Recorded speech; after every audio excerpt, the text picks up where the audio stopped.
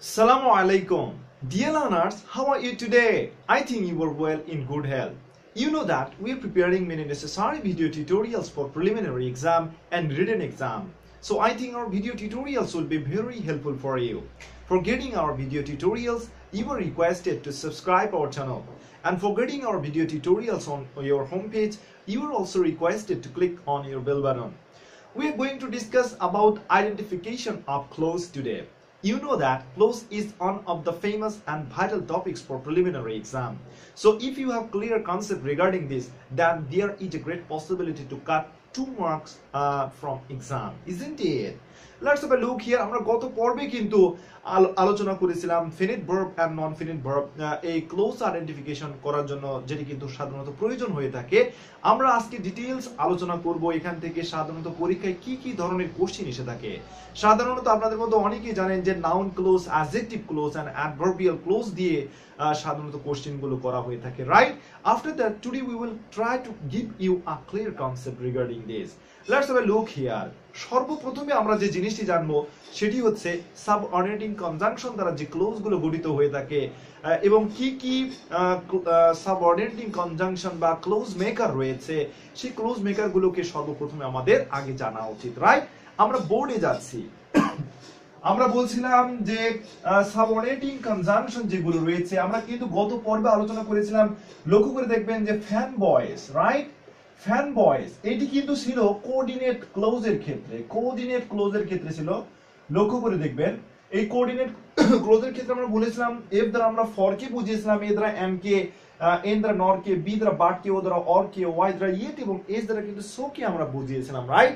তাহলে সাবঅর্ডিনেট ক্লোজের ক্ষেত্রে সাবঅর্ডিনেট যে ক্লোজ মেকার বলা হয়ে থাকে, যেটি দ্বারা সাধারণত সাবঅর্ডিনেট ক্লোজ গঠন করে থাকে, আমরা বলছিলাম সাবঅর্ডিনেট ক্লোজ মেকার। তাহলে সাবঅর্ডিনেট ক্লোজ মেকার গুলো সাধারণত কি কি, that is very very important and very crucial. So you have to understand this, isn't it? তাহলে লক্ষ্য করুন আমরা সর্বপ্রথমে বলছিলাম WH কোশ্চেন যদি থেকে থাকে তাহলে সেটি কিন্তু সাবঅর্ডিনেট ক্লোজ মেকার হয়ে থাকে। তাহলে WH কোশ্চেনের মধ্যে কি কি রয়েছে লক্ষ্য করে দেখবেন। হু রয়েছে, এরপরে রয়েছে হুইচ রয়েছে, হোয়াট রয়েছে, এরপরে হোয়েন রয়েছে, এরপরে কিন্তু হোয়ার রয়েছে, রাইট? এরপরে আপনাদের মতো অনেকে জানেন সো দ্যাট কিন্তু যদি থাকে, এরপরে সাধারণত থাকতে পারে আনটিল, এরপরে থাকতে পারে টিল, এরপরে থাকতে পারে বিফোর, এরপরে থাকতে পারে আফটার, এরপরে থাকতে পারে লক্ষ্য করে দেখবেন যে so dash dash dash as, এরপরে থাকতে পারে as dash dash dash as. এরকম করে কিন্তু আরো অনেক সাধারণত কনজাংশন গুলো দ্বারা যুক্ত থাকতে পারে, এগুলোকে আমরা সাধারণত ক্লোজ মেকার বলে থাকি। লক্ষ্য করে দেখবেন যে এই শব্দগুলো যেগুলোর সাধারণত ঘেঁষে থাকবে, যে শব্দগুলোকে ঘেঁষে থাকবে সেগুলো কিন্তু হয়ে যাবে মূলত subordinate clause, isn't it? Let's have a look here. We will try to give you one example here. On the basis of this example, you will be able to identify whether it is subordinate clause or coordinate clause. Let's have a look here. সর্বপ্রথম আমরা subordinate clause কে আমরা identify করব। লক্ষ্য করুন আমরা বলছিলাম this is the boy, say as for example, one example I'm giving here. This is the boy who is my brother. Who is my brother? লক্ষ্য করুন আমরা বলছিলাম যে এই মানে ক্লোজ মেকার দ্বারা যে শব্দগুলো ঘেঁষে থাকে, লক্ষ্য করে দেখবেন যে শব্দগুলো সাথে যুক্ত থাকে সেটি কিন্তু হয়ে থাকে সাধারণত সাবঅর্ডিনেট ক্লোজ, রাইট? আমরা দেখতে পাচ্ছি যে হু এর সাথে রয়েছে ডান পাশে যে শব্দগুলো, এগুলো কিন্তু সবগুলো সহকারে মূলত এটি হয়ে যাবে সাবঅর্ডিনেট ক্লোজ। আশা করছি বিষয়টি স্পষ্ট হয়েছে আপনাদের সামনে। এরপরে আরো একটি এক্সাম্পল দেওয়া যেতে পারে, যেমন I know where he lives. লক্ষ্য করুন আমরা বলছিলাম যে where he lives, আমরা বলছিলাম যে এই ক্লোজ মেকার গুলোর সাথে যে শব্দগুলো থেকে থাকে সেটি সাধারণত কিন্তু সাবঅর্ডিনেট ক্লোজের কিন্তু সাধারণত শব্দ হয়ে থাকে, রাইট? তার মানে this will be treated as subordinate clause, অর্থাৎ while, when এরকম WH কোশ্চেন সহকারে আরো যে ক্লোজ মেকার গুলো আমরা দেখলাম, এই শব্দগুলোর সাথে যে শব্দগুলো সাধারণত থেকে থাকবে সেটি কিন্তু হয়ে যাবে subordinate clause, isn't it? But this is not our main task. Our main task is to identify what is my noun clause, what is my adjective clause, and what is my adverbial clause, isn't it? Because if you see last several years question, then definitely you will be able to identify the noun clause, adjective clause, or adverbial clause. That sort of things actually came in different parts of exam, isn't it? Let's have a look here. আমরা কিন্তু বলছিলাম যে subordinate clause কিন্তু সাধারণত তিন ধরনের হয়ে থাকে। লক্ষ্য করে দেখবেন, আমরা বলছিলাম সাবঅর্ডিনেট ক্লোজ তিন ধরনের হয়ে থাকে, যেটি সাধারণত পরীক্ষায় আসতে দেখা যায়। নাউন বা নমিনাল ক্লোজ বলা হয়ে থাকে। লক্ষ্য করে দেখবেন, নাউন বা নমিনাল ক্লোজ বলা হয়ে থাকে। কখনো কখনো নাউন ক্লোজ না থেকে পরীক্ষায় কিন্তু নমিনাল ক্লোজ যদি থাকে তাহলে সেটি কিন্তু নমিনাল ক্লোজ হয়ে যাবে বা নাউন ক্লোজ হয়ে যাবে। এরপরে আমরা বলছিলাম অ্যাডজেক্টিভ ক্লোজের কথা, এরপরে আমরা বলছিলাম অ্যাডভার্বিয়াল ক্লোজের কথা। আমরা মূলত এই তিনটিকেই দেখব যে কত সহজে কিভাবে একটি সেন্টেন্স থেকে আইডেন্টিফাই করা যায়। Let's have a look here. সর্বপ্রথম আমরা নাউন বা নমিনাল ক্লোজ নিয়ে আলোচনা করব। আচ্ছা, নাউন বা নমিনাল ক্লোজ বলতে কি বোঝায়?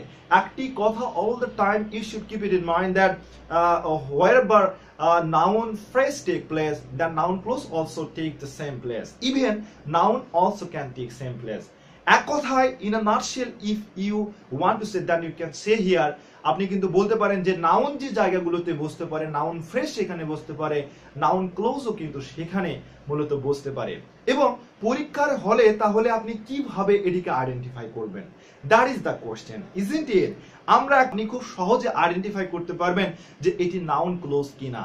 আমরা লক্ষ্য করুন, একটি সেন্টেন্স আমরা লিখছি, I know where he lives. I know where he lives. এটি দেখতে পরীক্ষায় কিন্তু কখনো কখনো স্টুডেন্টরা সাধারণত কনফিউশনের মধ্যে পড়ে থাকে এবং অ্যাপ্লিকেন্টরা কনফিউশনের মধ্যে পড়ে থাকে যে maybe this will be the example of adverbial close, isn't it? But don't be afraid of it. আমরা বলছিলাম যে এটি কিন্তু সাবঅর্ডিনেট ক্লোজ, রাইট? পরীক্ষার হলে সাধারণত এই জিনিসটির নিচে দাগ থাকে এবং এখান থেকে বলা হয় যে আইডেন্টিফাই যে whether it is noun clause, adjective clause or adverbial clause.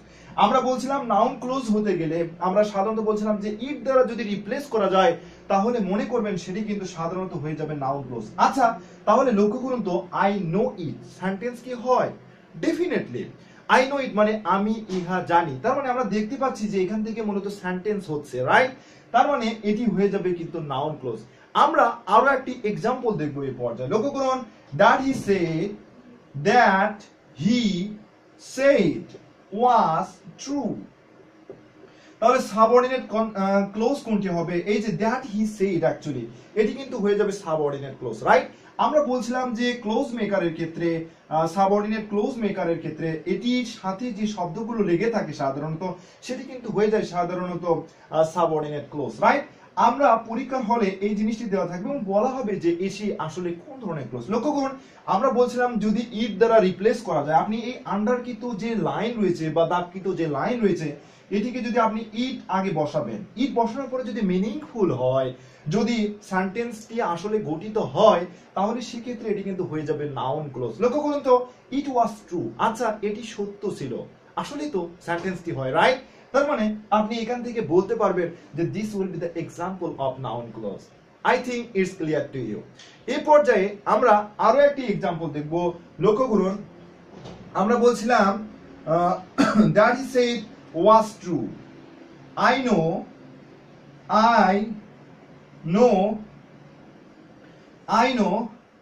where he belonged to.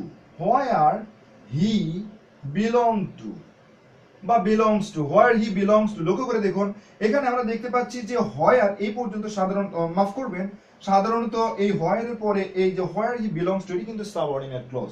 তার মানে আমরা দেখতে পাচ্ছি যে এটিকেও কিন্তু সাধারণত ইট দ্বারা রিপ্লেস করা যাচ্ছে, রাইট? তার মানে এটি কিন্তু হয়ে যাবে নাউন ক্লোজ। আপনি আসলে দাগান্বিত যে শব্দ রয়েছে সাবঅর্ডিনেট ক্লোজ যেটি, সেটির নিচে আপনি ইট দ্বারা আগে রিপ্লেস করবেন এবং দেখবেন আসলে মিনিংফুল হয় কিনা, তাহলে সেটি কিন্তু হয়ে যাবে নাউন ক্লোজ। আশা করছি বিষয়টি স্পষ্ট হয়েছে। এই পর্যায়ে আমরা আলোচনা করব অ্যাডজেক্টিভ ক্লোজ নিয়ে। লক্ষ্য করুন অ্যাডজেক্টিভ ক্লোজ বলতে মূলত কি বোঝায়। একটি জিনিস all the time you should keep it in mind that adjective যে জায়গাগুলোতে বসতে পারে অ্যাডজেক্টিভ ফ্রেজও সেখানে বসতে পারে এবং অ্যাডজেক্টিভ ক্লোজও কিন্তু সাধারণত সেখানে বসতে পারে, ইজন্ট ইট? তবে অ্যাডজেক্টিভ ক্লোজকে আইডেন্টিফাই করবেন কিভাবে, that is the question, isn't it? আপনি লক্ষ্য করে দেখবেন যে রিলেটিভ প্রোনাউন, আমরা বলছিলাম রিলেটিভ প্রোনাউনের কথা, রিলেটিভ প্রোনাউনের পূর্বে যদি আপনি নাউন বা প্রোনাউন দেখতে পান, নাউন বা প্রোনাউন যদি থেকে থাকে অথবা অ্যান্টিসিডেন্ট থেকে থাকে, অ্যান্টিসিডেন্ট যদি থেকে থাকে তাহলে সেক্ষেত্রে সেটি কিন্তু হয়ে যাবে অ্যাডজেক্টিভ ফ্রেজ। আমরা উদাহরণের সাহায্যে আপনাদেরকে এটি দেখাবো। তবে রিলেটিভ প্রোনাউন আমরা বলছিলাম যে রিলেটিভ প্রোনাউন সাধারণত কিন্তু হয়ে থাকে হু, হুইচ, হোয়াট, এরপরে রয়েছে হোয়ার, ইজন্ট ইট, হোয়েন, এই ধরনের কিন্তু সাধারণত রয়েছে কিছু রিলেটিভ প্রোনাউন রয়েছে। এইগুলো দ্বারা যদি সেন্টেন্সের মধ্যে যদি দেখেন এবং এর পূর্বে যদি নাউন বা প্রোনাউন থেকে থাকে তাহলে সেটি কিন্তু হয়ে যাবে adjective clause. Let's have a look here. আমরা একটি উদাহরণ দেখব। লক্ষ্য করুন, আমরা বলছি I know the place, I know the place where he lives, where he lives. I know the place where he lives. লক্ষ্য করুন, আমরা বলছিলাম যে এখানে where কিন্তু এক্ষেত্রে রিলেটিভ প্রোনাউন হয়ে গেল, রাইট? এবং অথবা এখানে রিলেটিভ প্রোনাউন বা WH আপনি কোশ্চেনও কিন্তু এখান থেকে বলতে পারেন যে এর পূর্বে যদি নাউন বা প্রোনাউন অথবা অ্যান্টিসিডেন্ট থাকে তাহলে সেটি কিন্তু অ্যাডজেক্টিভ ক্লোজ হয়ে যাবে। তাহলে লক্ষ্য করুন তো আমরা দেখতে পাচ্ছি যে এটির পূর্বে সাধারণত রয়েছে দ্য প্লেস, রাইট? তার মানে এটি তো নাউন, ইজন্ট ইট? তার মানে আমরা দেখতে পাচ্ছি যে রিলেটিভ প্রোনাউনের পূর্বে সাধারণত এক্ষেত্রে নাউন রয়েছে। তার মানে আমরা কি বলতে পারি না যে this will be the example of adjective close? Definitely আমরা এই অ্যাক্টিভ ফরম্যাটের মাধ্যমে আমরা খুব সহজে আইডেন্টিফাই করতে পারবো যে রিলেটিভ প্রোনাউনের পূর্বে যদি নাউন বা প্রোনাউন থেকে থাকে অথবা অ্যান্টিসিডেন্ট থেকে থাকে তাহলে সেটি কিন্তু হয়ে যাবে অ্যাডজেক্টিভ। এটির উপরে ডিপেন্ড করে আপনি খুব সহজে আইডেন্টিফাই করতে পারবেন। আমরা বলছিলাম আচ্ছা এটি ধরুন আপনি জানেন না অ্যাডজেক্টিভ ক্লোজ, আচ্ছা এর নিচে এখন ইট দ্বারা আপনি রিপ্লেস করুন তো সেন্টেন্স হয় কিনা।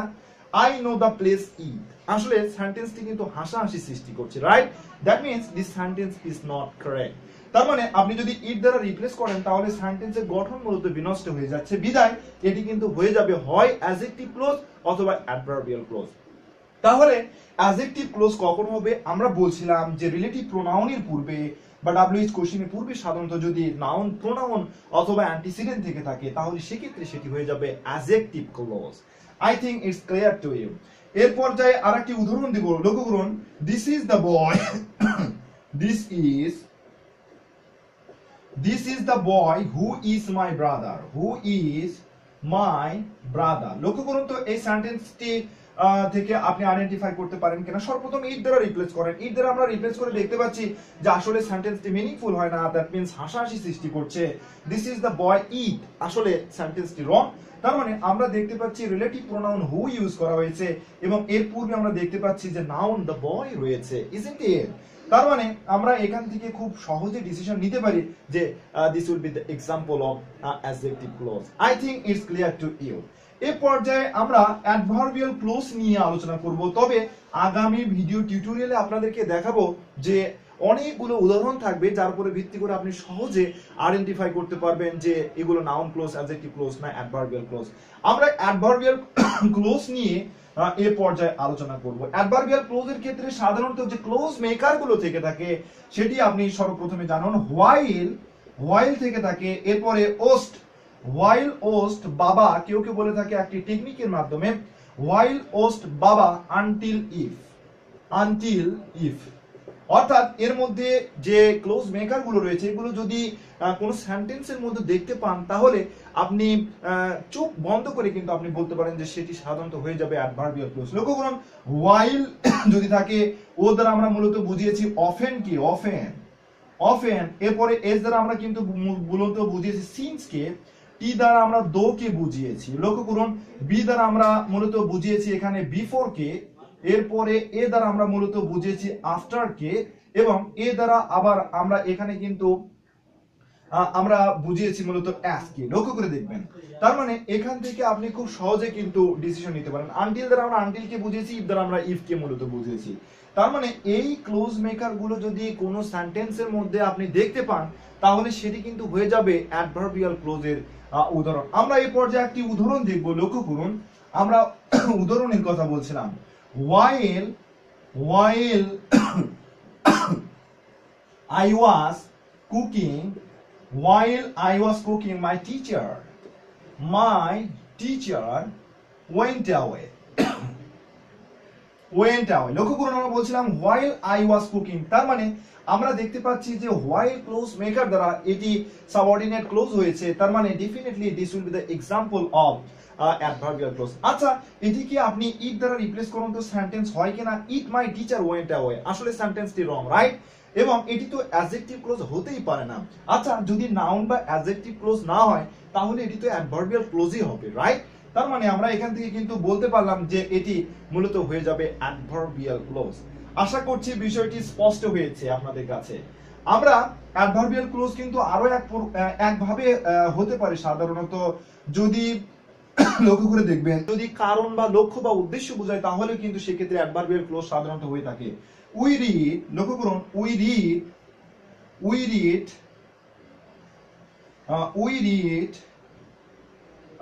read that we can pass in the exam. আচ্ছা, আমরা এখান থেকে দেখতে পাচ্ছি that we can pass in the exam, এটি কিন্তু সাবঅর্ডিনেট ক্লোজ সাধারণত। এটি নিচে যদি আন্ডারলাইন কিন্তু দাগ থেকে থাকে, আচ্ছা আমরা দেখতে পাচ্ছি এখান থেকে যে এটিকে কিন্তু ইট দ্বারা রিপ্লেস করা যায়, but this is the exceptional case. লক্ষ্য করে দেখবেন, এটিকে ইট দ্বারা রিপ্লেস করা গেলে আমরা তো জানি সাধারণত নাউন ক্লোজ হয়ে থাকে, রাইট? কিন্তু এখানে লক্ষ্য করে দেখুন তো সেন্টেন্সের মিনিং এর প্রতি, যে আমরা কেন পড়ি we read that we can pass in the exam, আমরা পড়ি যাতে করে আমরা পরীক্ষায় পাস করতে পারি, ইজন্ট ইট? তার মানে এখানে কিন্তু একটি লক্ষ্য বা উদ্দেশ্য বোঝানো হয়েছে, যার কারণে এটি কিন্তু হয়ে যাবে adverbial close. This is the exceptional case. তার মানে অ্যাডভার্বিয়াল ক্লোজ যদি কারণ, লক্ষ্য বা উদ্দেশ্য বুঝিয়ে থাকে তাহলে সেক্ষেত্রেও মূলত অ্যাডভার্বিয়াল ক্লোজ হয়ে থাকে। আশা করছি বিষয়টি স্পষ্ট হয়েছে। তবে অ্যাডভার্বিয়াল ক্লোজকে আপনি আরো সহজে আইডেন্টিফাই করতে পারেন যদি ইট দ্বারা রিপ্লেস করা যায়, ইট দ্বারা রিপ্লেস না করা যায়, এবং যদি রিলেটিভ প্রোনাউনের পূর্বে যদি কোনো প্রকার অ্যান্টিসিডেন্ট না থেকে থাকে, অথবা নাউন বা প্রোনাউন না থেকে থাকে, তাহলে সেই ক্ষেত্রে সেটি কিন্তু অ্যাডভার্বিয়াল ক্লোজ সাধারণত হয়ে থাকবে। আমরা আজকে দেখলাম কিভাবে ক্লোজ আইডেন্টিফাই করতে হয়। আগামী ভিডিও টিউটোরিয়ালে আপনাদের সামনে হাজির হব আরো কিছু গুরুত্বপূর্ণ উদাহরণ নিয়ে, এবং সেখান থেকে আপনাদেরকে দেখাবো যে আসলে এই টেকনিকগুলোর উপরে ভিত্তি করে আপনি noun clause, adjective clause and adverbial clause আপনি আইডেন্টিফাই করতে পারবেন। So I think all sort of videos will be very helpful for you. We are going to conclude today's lecture. If you have any opinion, then you are requested to share with me. আগামী video tutorial দেখার আমন্ত্রণ জানিয়ে সর্বশেষে সবার কাছ থেকে দোয়া চেয়ে বিদায় নিচ্ছি। আল্লাহ হাফেজ।